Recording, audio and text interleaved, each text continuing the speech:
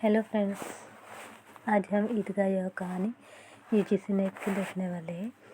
इसमें ईदगाह यह कहानी बहुत लंबी है, इसलिए हमें इसके भी 3 पार्ट करने पड़ेंगे। ईदगाह यह कहानी मुंशी प्रेमचंद जी की है। इनका जन्म 1880 लम्ही वाराणसी में हुआ। इनकी मृत्यु 1936 में काशी में हुई। इसका प्रकाशन वर्ष 1933 चांद पत्रिका में प्रकाशित। इस कहानी के पात्र हमीद, अमीना, हमीद की दादी, मोहम्मद, मोहसिन, नूरे और समी। कहानी का विषय भ्रष्टाचारी पुलिस यंत्रणा, गरीबी के संस्कार, एक बच्चे की भावनाओं को उजागर किया है। हमीद के बुद्धिवादी तर्क, अपराध बोध न होकर जीवन बोध की कहानी।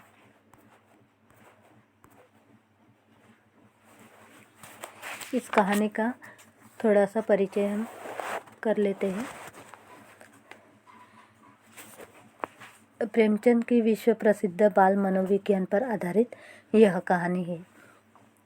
ईद के आगमन पर दादी की आर्थिक स्थिति से बेखबर 4-5 वर्षीय बालक हामिद और उसके दोस्तों की हार्दिक प्रसन्नता, उल्लास, उमंग के साथ साथ हामिद की दादी अमीना के ममत्व भाव की एक बेजोड़ एवं अद्भुत कहानी है।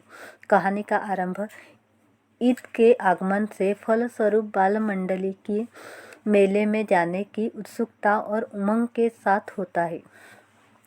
दूसरी ओर अभावों से घिरे हामिद की दादी अमीना निराशा के घनीभूत अंधकार में डूबी हुई है।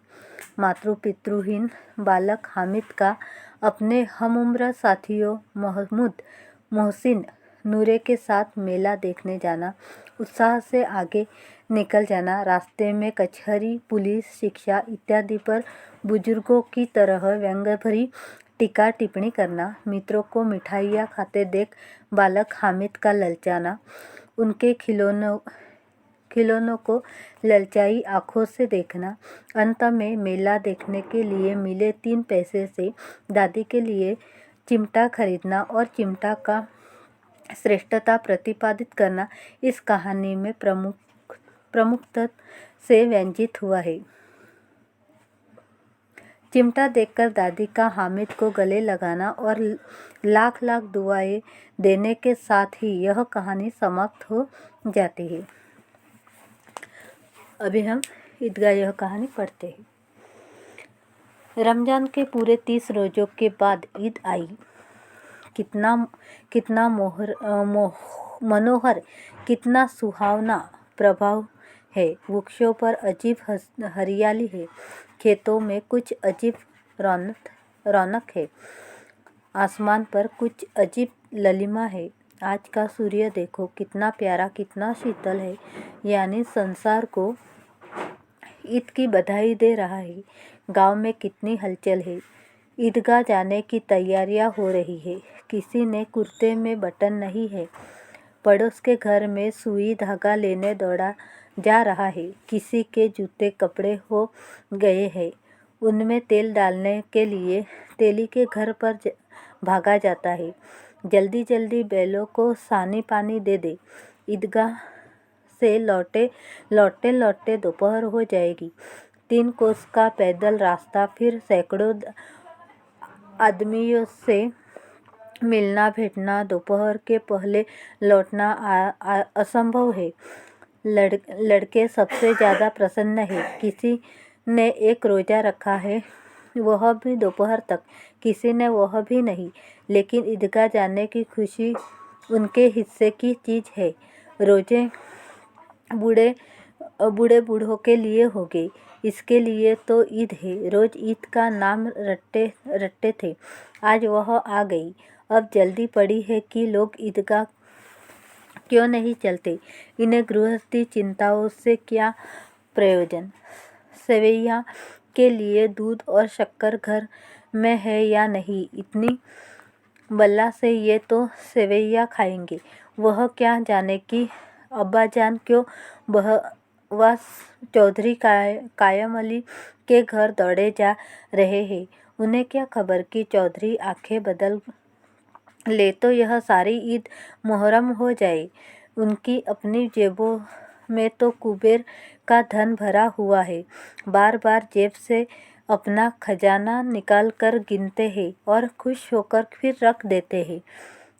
महमूद गिनता है, 1 2 10 12।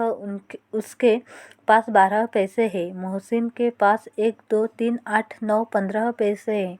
इन्हीं अनगिनत पैसों में अनगिनत चीज़ें लाएंगे, खिलौने, मिठाइयाँ, बिगुल, गेंद और जाने क्या क्या। और सबसे ज़्यादा प्रसन्न है हामिद।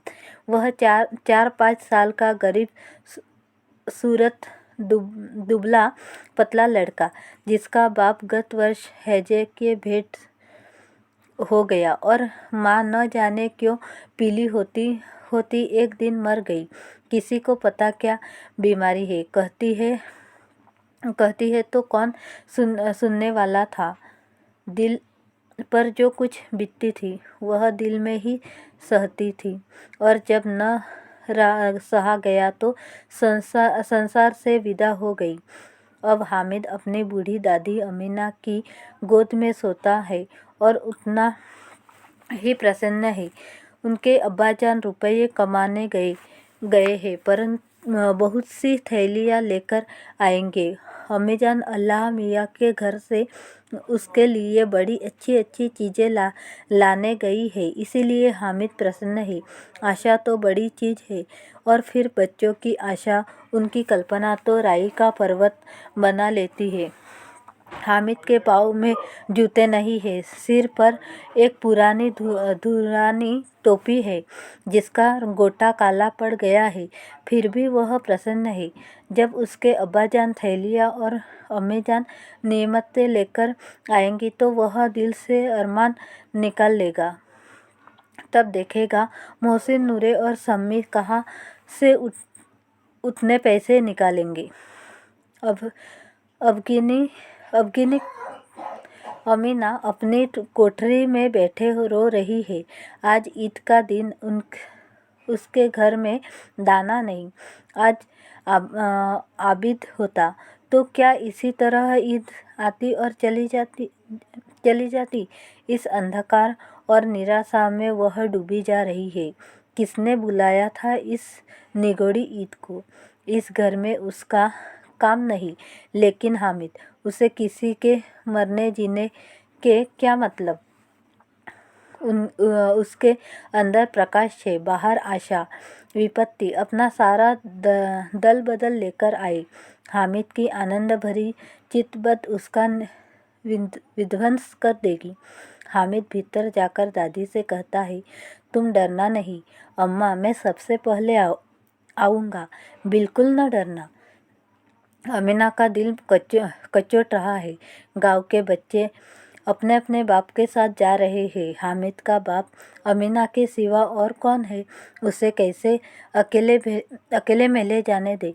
उस भीड़ भाड़ से बच्चा कहीं खो जाए तो क्या हो। नहीं अमीना, उसे यो न जाने देगी। नन्ही सी जान, 3 कोस चलेगा कैसे। पैर में छाले पड़ जाएंगे। जूते भी तो नहीं है। वह थोड़ी थोड़ी दूर पर उसे गोद में ले लेती, लेकिन यहाँ सेवैया कौन पकाएगा। पैसे होते तो लौटते लौटते सब सामग्री जमा करके चटपट बना लेती।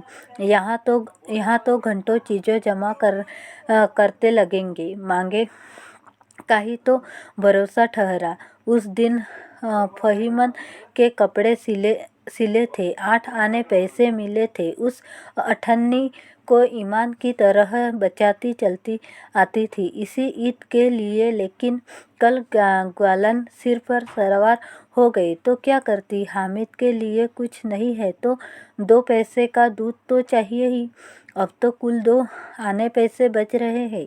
3 पैसे हामिद की जेब में, 5 अमीना के बटुए में। यही तो बिसाब है। और ईद का त्योहार अल्लाह ही बेड़ा पर लगाए। धोवन और इनाइन और मेहतरानी और चुड़ीहारिन सभी तो आएगी। सभी को सेवैये चाहिए और थोड़ा थोड़ा किसी को आँखों नहीं लगता। किस किस से मुँह चुराएगी, और मुँह क्यों चुराए? साल भर का त्योहार है, जिंदगी खैरियत से रहे। उनकी तकदीर भी तो उसी के साथ है। बच्चे को खुदा सलाम रखे, ये दिन भी कट जाएंगे। गांव से मेला चला और बच्चों के साथ हामिद भी जा रहा था। कभी सबके सब दौड़कर आगे निकल जाते, फिर किसी पेड़ के नीचे खड़े होकर साथ वालों का इंतजार करते। यह लोग क्यों इतना धीरे धीरे चल रहे हैं? हामिद के पैरों में तो जैसे पर लग गए है। वह कभी थक सकता है? शहर का दामन आ गया। सड़क के दोनों ओर अमीरों के बगीचे हैं। पक्की चारदीवारी बनी हुई है। पेड़ों में आम और लीचियाँ लगी हुई है। कभी कभी कोई लड़का कंकड़ी उठाकर आम पर निशान लगाता है। माली अंदर से गाली देता हुआ निकलता है। लड़के वहाँ से एक फलांग पर है, खूब हंस रहे हैं। माली को कैसा उल्लू बनाया। बड़ी बड़ी इमारतें आने लगी। यह अदालत है, यह कॉलेज है, यह क्लब घर है। इतने बड़े कॉलेज में कितने लड़के पढ़ते होंगे? सब लड़के नहीं है जी, बड़े बड़े आदमी है। सच, उनकी बड़ी बड़ी मूछें हैं। इतने बड़े हो गए, अभी तक पढ़ने जाते हैं। न जाने कब तक पढ़ेंगे और क्या करेंगे इतना पढ़कर।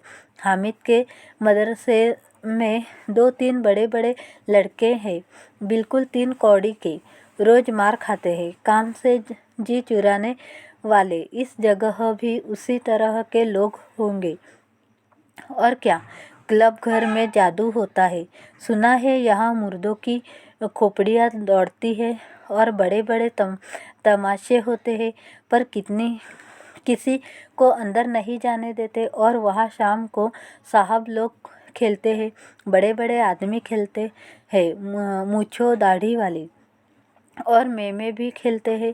सच, हमारी अम्मा को यह दे दो। क्या नाम है बेटे? तो उसे पकड़ ही न सके, घुमाते ही लुढ़क जाए। महमूद ने कहा, हमारी अम्मीजान का तो हाथ कांपने लगे। अल्लाह कसम। मोहसिन बोल चलो। मनो आटा पीस डालती है। जरा सा बैट पकड़ लेती तो हाथ कांपने लगेंगे। सैकड़ों घड़े पानी रोज निकालती है। 5 घड़े तो तेरी भैंस पी जाती है। किसी मेम को 1 घड़ा पानी भरना पड़े तो आँखों तक अंधेरा आ जाए। महमूद, लेकिन दौड़ती तो नहीं, उछल कूद तो नहीं कर सकती। मोहसिन, हाँ, उछल कूद तो नहीं कर सकती, लेकिन उस दिन मेरी गाय खुल गई थी और चौधरी के खेल में जा पड़ी थी। अम्मा इतना तेज दौड़ी कि मैं उन्हें न पा सका। सच। आगे चले। हलवाइयों की दुकानें शुरू हुई। आज खूब सजी हुई थी। इतनी मिठाइयाँ कौन खाता? देखो न, एक एक दुकान पर मनो होगी। सुना है रात को जिन्नात आकर खरीद ले जाते हैं। अब्बा कहते थे कि आधी रात को एक आदमी हर दुकान पर जाता है और जितना माल बचा होता है वह तुलवा लेता है और सचमुच के रुपये देता है। बिल्कुल ऐसे ही रुपये। हामिद को यकीन न आया। ऐसे रुपये जिन्नात को कहाँ से मिल जाएगी? मोहसिन ने कहा, जिन्नात को रुपये की क्या कमी? जिस खजाने में चाहे चले जाए, लोहे के दरवाजे तक उन्हें नहीं रोक सकते जनाब। आप है कि फेर में हीरे जवाहर तक उनके पास रहते हैं। जिससे खुश हो गए उसे टोकरों जवाहरात दे दिए। अभी यही बैठे हैं, 5 मिनट में कलकत्ता पहुंच जाए। हामिद ने फिर पूछा, जिन्नात बहुत बड़े बड़े होते हैं?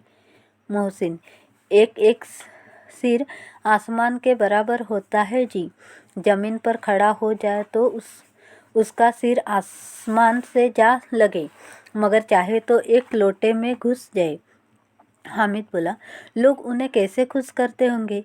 कोई मुझे यह मंत्र बता दे तो एक जिन्नन को खुश कर लूँ।